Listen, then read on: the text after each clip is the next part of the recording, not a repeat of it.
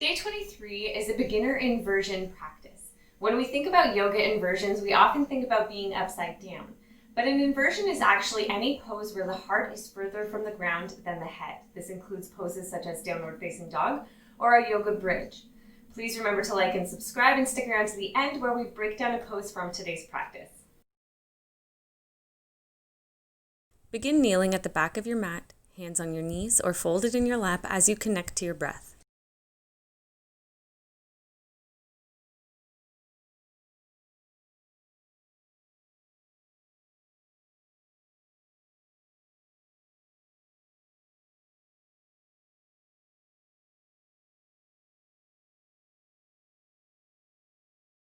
Place your right hand down beside you. Side bend, left arm reaches up and over. Try to keep the hips down on the heels in this position.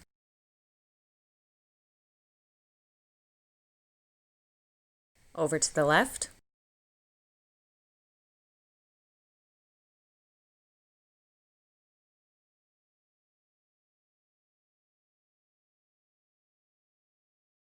And back up. Clasp your hands behind your back, ground your hands down, small back bend as you lift the chest and gaze up.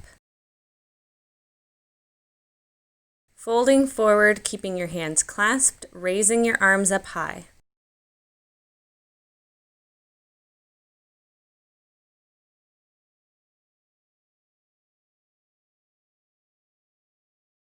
Release your arms to your sides. And lift the body, returning to kneeling. Coming forward onto the forearms, curl the toes under and press up to a dolphin pose. Get strong through the shoulders as you gaze back towards your feet.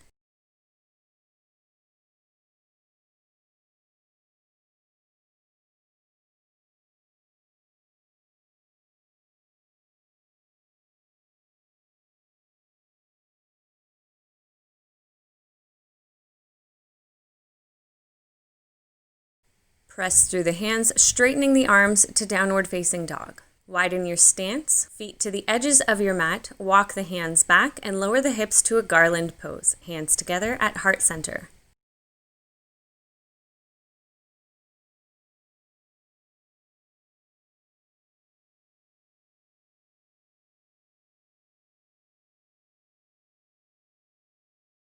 You can stay in garland pose, or if you're practicing crow, we can move into that now.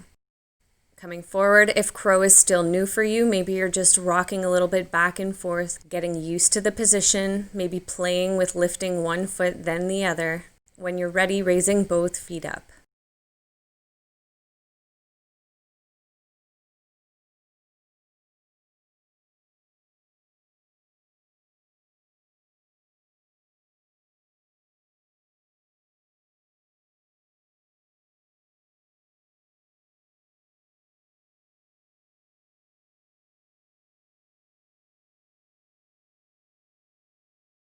Good. Return to garland pose.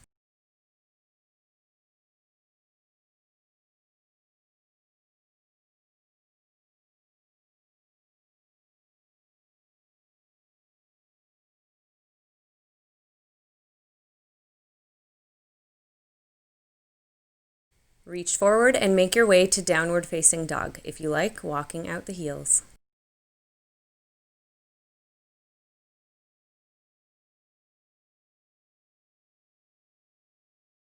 Raise the right leg to three-legged dog. Bend the knee, opening the hip. And float back to wild thing. Opening the chest, pressing those hips up.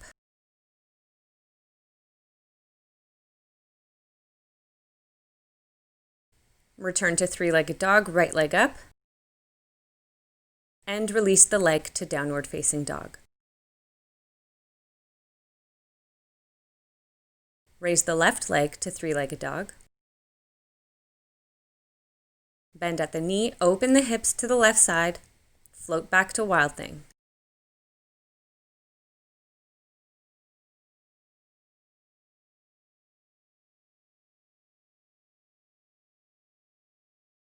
Returning to three-legged dog. And downward facing dog.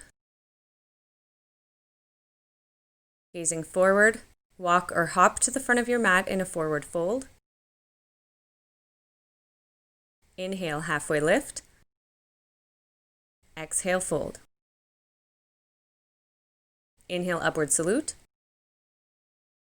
Exhale, hands to heart. Take a few breaths here in mountain pose.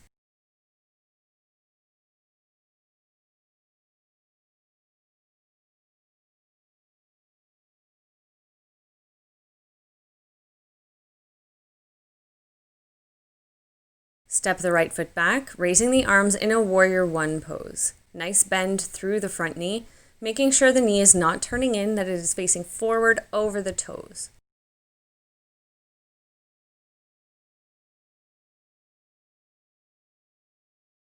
Clasping your hands behind your back, lift the chest and fold to the inner edge of the front leg in a humble warrior position, bowing the head.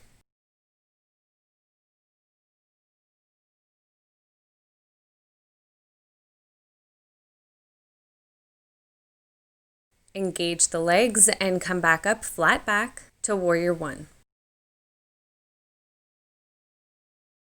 Straighten the front leg, folding over in a pyramid pose.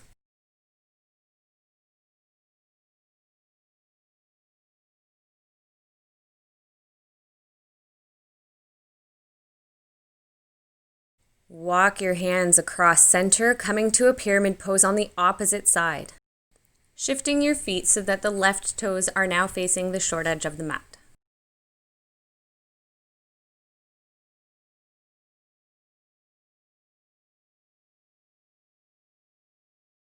Bend through the front knee and raise the body to a warrior one.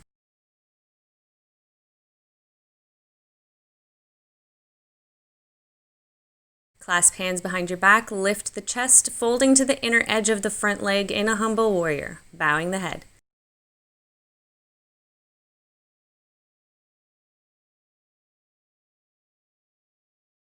Engage the legs and return to warrior one.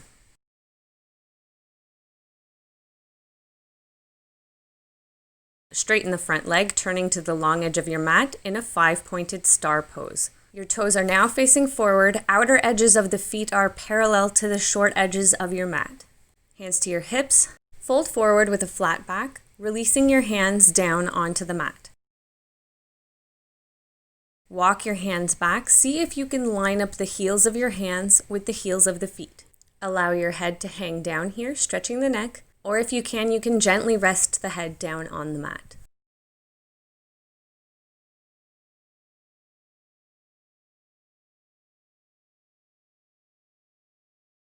Plant the left palm ahead of you, step the left foot through to the right side of your mat, making your way to seated, and then reclining onto your back, knees bent.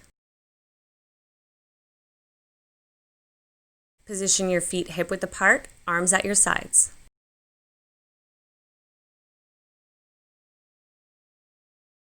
Let's raise the hips to a bridge pose. If you like getting deeper into bridge pose, bring your shoulder blades closer together, lifting the chest up high as you grasp hands beneath you. Take the time to deepen your breath. We're going to hold here.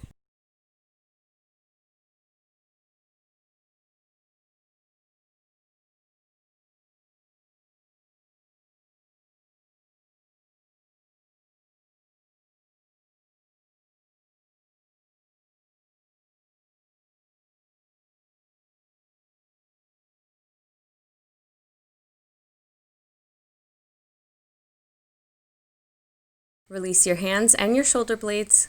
Lower everything down. Let's send both legs straight up to a legs up the wall pose, just allowing them to hang out here. So we're not engaging any muscles. The feet aren't flexed or pointing. We're just doing enough to keep them upright. Slow down your breath here.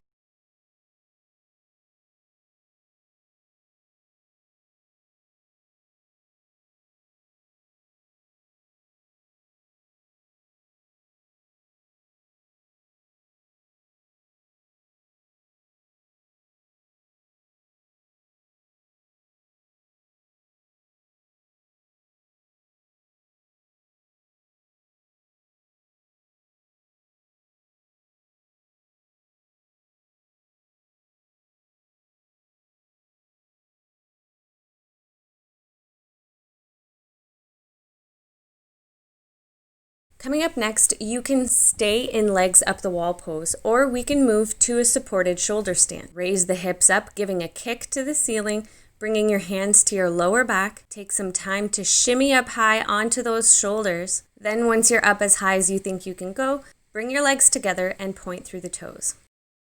You can stay here or drop your right leg down to a half plow pose. Option to either float the leg above the ground or touch the toes down behind your head. Raising the right leg all the way up, dropping the left. Again, you can keep the leg floating or touch the toes all the way down, depending on your mobility and how deep you want this stretch to be. Try to keep those right toes pointing straight up.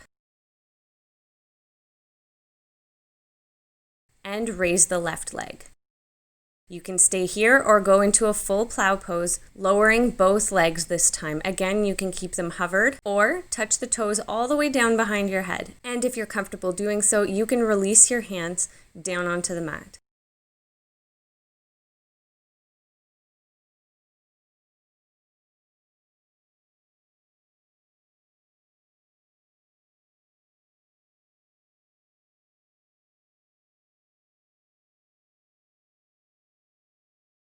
Now wherever you are, let's all meet back in a legs up the wall pose.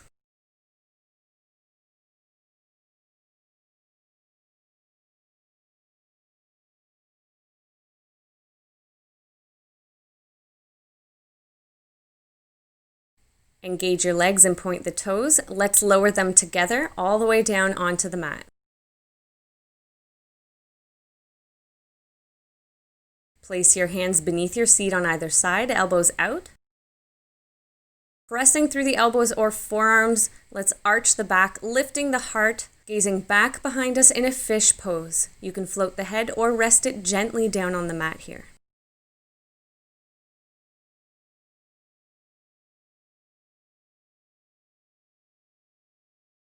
To release fish pose, we lift the head gazing towards the feet, then lower down onto our backs and release the hands.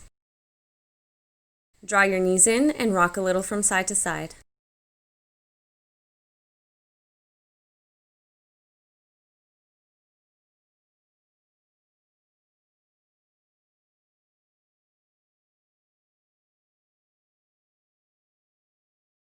Next, you can stay here for a rest, or we can go into a wheel pose. If we're going into wheel, remember you have the option to first lift to the top of the head and then press all the way up.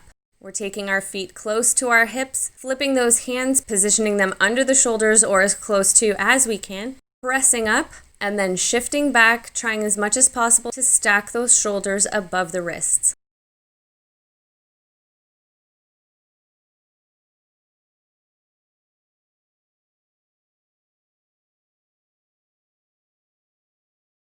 Good, let's lower all the way down and meet back in our knee hug.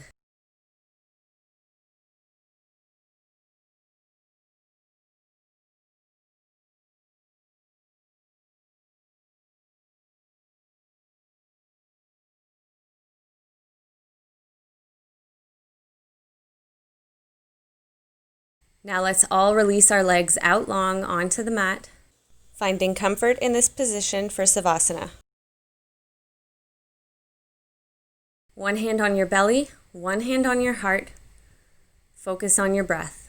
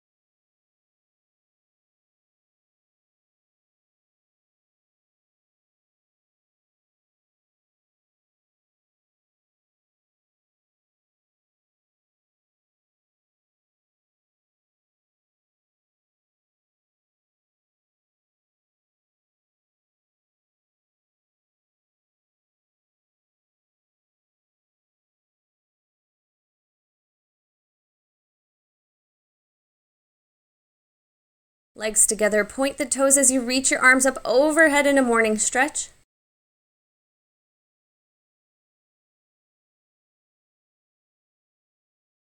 Bend the knees, turn onto your side, and press up to seated in an easy, comfortable position, taking a few deep breaths to finish up.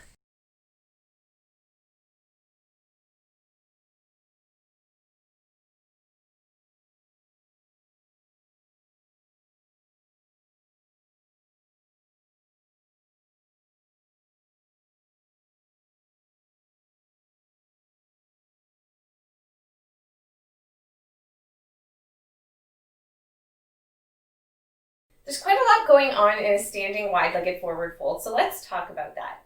The first thing you want to do when you come to your wide stance is make sure that the outer edges of the feet are parallel to the short edges of the mat, so we don't have our toes turning out. If anything, you might be even cued to turn your toes slightly in just to make sure that we are parallel here. So as soon as we do that, we're going to engage the legs without locking the knees, so try to keep those knees soft. And what we're going to do as we come into the fold is we're going to find this upward energy coming all the way through the front of the body. So as we tense up through the quads, we're going to notice them raise up a little bit, maybe even our kneecaps lifting a little. And then we're going to get long through the front part of the body. Now, if we're unable to get long through the front of the body in the fold, this is where we're going to want to go into some modifications. But before we even do that, let's go into the pose.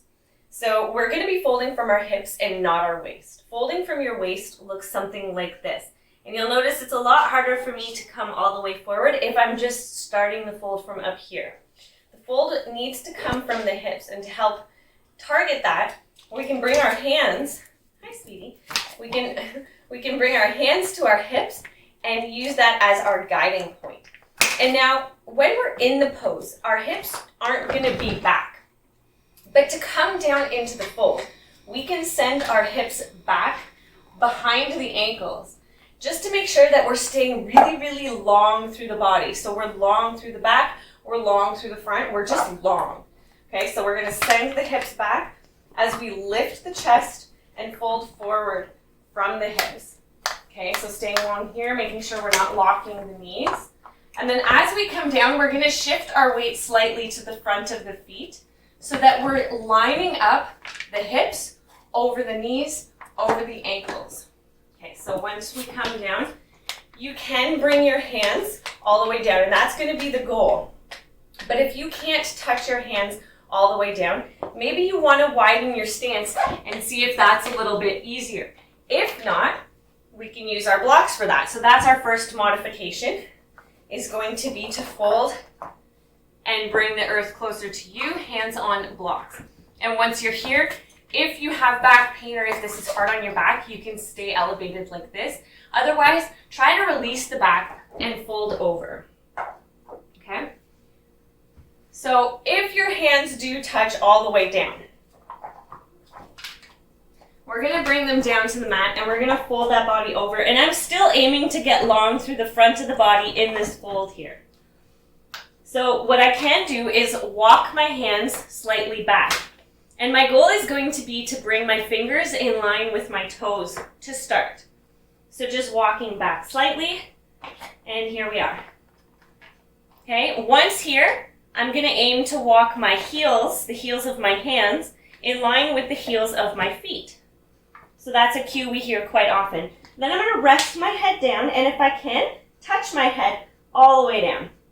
And if your head touches down easily, you might want to narrow your stance to make this a little bit more challenging. Once you achieve this position here, you want to make sure that your elbows are pointing straight back and that they are stacked above the wrists, like this. Good. As we come up and out of this pose, we're going to tighten up the legs, really engage those leg muscles, and we're going to come up with a flat back. This helps to strengthen the back. Good. So how far you bring your hands back is really up to you. That's going to be something that comes with practice. So while you're in that fold, try to work to see if you can. Play around with the distance of your feet to see where you're most comfortable here. You want it to be a little bit challenging. You want to feel a really, really good stretch and a really nice release through the upper body. But we also want to be comfortable in this pose. So Play around with hand positions, play around with your stance, how wide you bring it. Something to mention is that once we are in the fold, we are tightening up through the quads here, but we're releasing through the seat. So you're getting a wide through the sit bones, there's no tension here. Okay. Another modification, if you have back pain or if you find that particularly difficult, you can bend the knees coming down. Especially if you're really tight in the hamstrings or you have a hamstring injury, there's nothing wrong with bending the knees here. You can even bend and on blocks. Something else you can do to lower your head all the way down is to rest your head on a bolster or a cushion. Especially if you have some kind of neck pain or something that's preventing you from touching your head all the way down. So coming into our standing wide-legged forward fold, there are several different arm positions that we can use to get into it. So the first one being hands to hips as our guiding point to fold, lift and fold, and then we just release our hands down. Another arm position that we can use coming into this and gives an additional stretch through the upper body here, clasping the hands behind the back, and then as we fold, we raise the arms up high, and then when you're ready, releasing hands to mat. Good.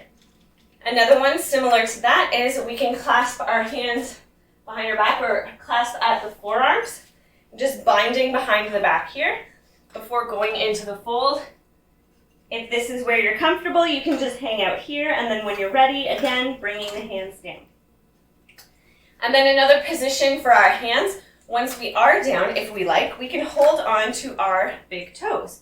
So in this position here, and then we don't want to just let the arms like relax here. We want to send those elbows out above the wrists. Good. And when we're here and we're binding around the toes, we can use that to pull us deeper into the fold. If you're a little bit more advanced, you might even find yourself going directly into a tripod or forearm headstand directly from the folded position in your standing wide-legged forward fold.